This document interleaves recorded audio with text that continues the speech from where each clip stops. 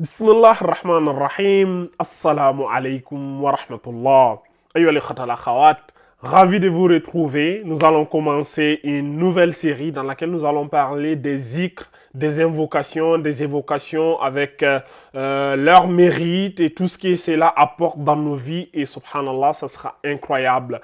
Donc, le livre que nous allons étudier ici, ça sera l'exégèse du dernier dixième du Coran. Je partagerai ça dans les différents groupes WhatsApp, le groupe des frères et des sœurs, Inch'Allah. Donc, ceux d'entre vous qui sont vraiment intéressés, n'hésitez pas à nous rejoindre directement là-bas. Vous aurez les PDF et vous aurez aussi d'autres cours par d'autres imams, Inch'Allah ta'ala. Donc, je vais commencer directement. Le zikr que nous allons voir dans cette vidéo, Inch'Allah, c'est ceci. Alors,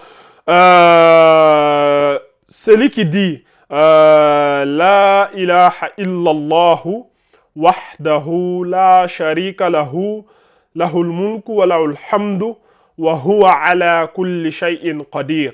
Je répète, La ilaha illallahu wahdahu la sharika lahu lahul mulku wa lahul hamdu wa huwa ala kulli shay'in qadir. C'est lui qui dit cette invocation en français qui donne il n'y a de divinité digne d'adoration qu'Allah, nul associé à lui la royauté et à lui la louange et il est capable de toutes choses.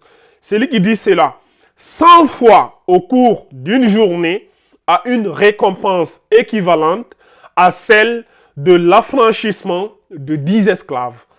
Il a aussi 100 bonnes actions qui sont inscrites à son actif. Il lui est effacé 100 mauvaises actions. Et cela constitue pour lui une protection contre le diable toute la journée jusqu'au soir. Et nul n'aura fait une œuvre meilleure que la sienne, sauf celui qui l'aura dit plus que lui. Alors, l'invocation est la suivante. La ilaha illallah wahdahu la sharika lahu, lahul mulku wa lahul hamdu wa huwa ala kulli shay'in qadir. Si tu récites cela, mon frère, 100 fois au cours d'une journée, tu vois toutes les récompenses que tu as. Allah, il te donne 100 bonnes actions, il t'efface 100 mauvaises actions. C'est comme si tu as affranchi 10 esclaves. Tu es protégé contre le diable, subhanallah. Et je vais insister beaucoup ici. Je vous raconte une histoire. Il y a un savant qui faisait la ruqya.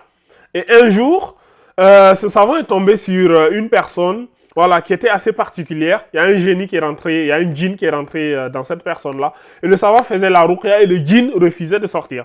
Le savant lui dit, mais tu sors. Le djinn dit, je ne sors pas. Et le savant continue à faire la ruqya et le djinn a dit, j'accepte de sortir, mais à une condition.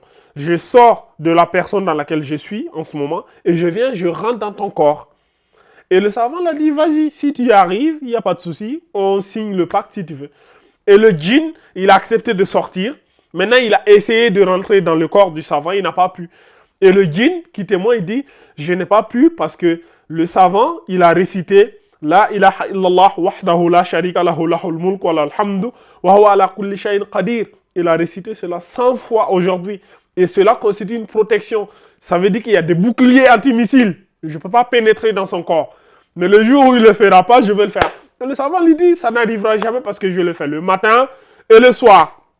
Donc, c'est une invocation qui constitue une protection contre vous, les frères, surtout les sœurs. Je m'adresse surtout aux sœurs. Les sœurs qui portent des mèches, des machins.